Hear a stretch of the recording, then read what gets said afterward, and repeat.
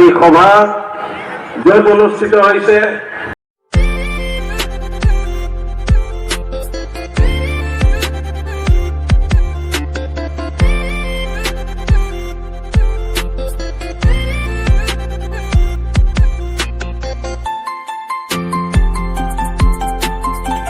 নমস্কাৰ, মই দীপশিখাই মোৰ চেনেলৰ নতুন এটি ভিডিঅ'লৈ সকলোকে স্বাগতম জনাইছোঁ। এতিয়া কলিতা জনগোষ্ঠী সন্মিলনত যাবলৈ ওলাই ৰেডি আৰু বাটতে সুমনক ৰখি আছোঁ আৰু তাই আহিল আৰু আমি দুটা গাড়ীত আহি আছোঁ। স্কুটিৰে আহিছোঁ আজি আমি। তাই স্কুটি চলাইছে, মই উঠিছোঁ আৰু আজি।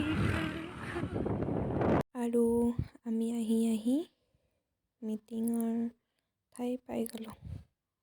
আহিয়ে দেখিলোঁ এয়া হাতী দুটা ওলাই আহিছে। নিশ্চয় এই হাতী দুটা শোভাযাত্ৰাত নিয়া হৈছিল। আমি যিহেতু শোভাযাত্ৰা নাপালোঁ আহি, বৰষুণৰ কাৰণে আমি আহোঁতে অলপ দেৰি হ'ল। এতিয়াই দেখিলোঁ, মনটো ভাল লাগি গ'ল।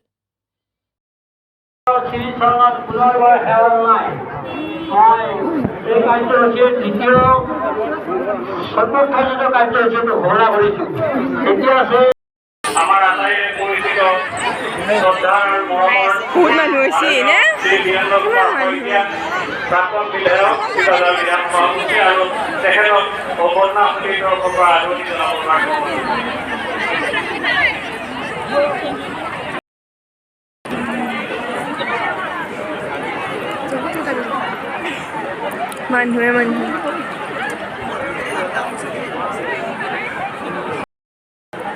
আজি সভা য'ত অনুষ্ঠিত হৈছে এই ডিপিলা আমাৰ পশ্চিম দৰঙৰ বৰ্তমানৰ বাণিজ্য কেন্দ্ৰ বুলি ক'লেও ভুল কৰা নহয়।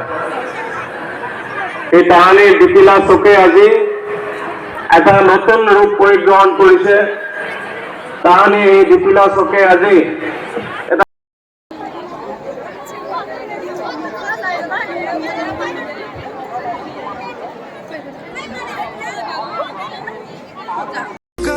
চকুৰে আঁচুতীয়া বাটেৰে শুকুলাই জাক দাৰ নামে মই চমকো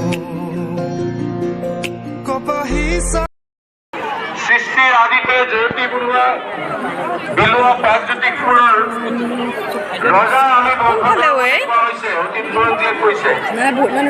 আমাৰ অতীত বুৰঞ্জীত বিভিন্ন ধৰণৰ কথা আমি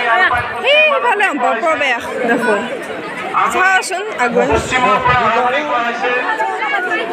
আকৌ ডক্টৰ বাণীকান্ত কাকতিৰ ৰচনা অসমৰ ফালে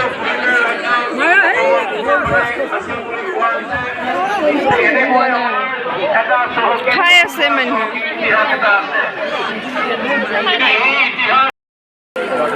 আমি কলিতা জনগোষ্ঠী সন্মিলন অসম হিচাপে আমাৰ ইতিহাস প্ৰণয়ন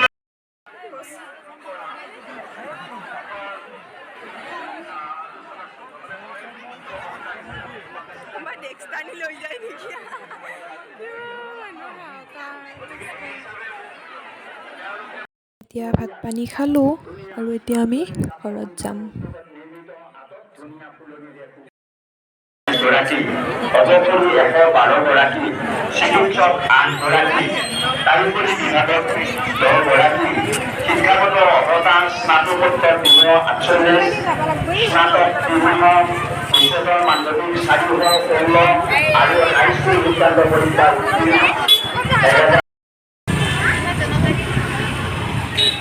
বাই মিটিং চালোঁ।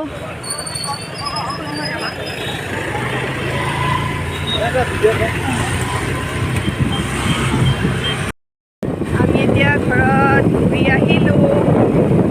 ঘৰ পামে বেছি দেৰি নাই। মিটিঙত গ'লোঁ, আহিলোঁ, যিখিনি পাৰোঁ আপোনালোকক দেখাবলৈ চেষ্টা কৰিছোঁ। তাতে মিটিঙত বহুত শব্দ হৈ আছিল, সেইকাৰণে ভিডিঅ'টোত বিশেষ কথা ক'ব নোৱাৰিলোঁ। যদি মোৰ ভিডিঅ'টো চাই আপোনালোকে ভাল পালে লাইক কৰিব, কমেণ্ট কৰিব, লগতে শ্বেয়াৰ কৰিব আৰু নতুনকৈ চাই থকাসকলে মোৰ চেনেলটো ছাবস্ক্ৰাইব কৰিবলৈ নাপাহৰিব।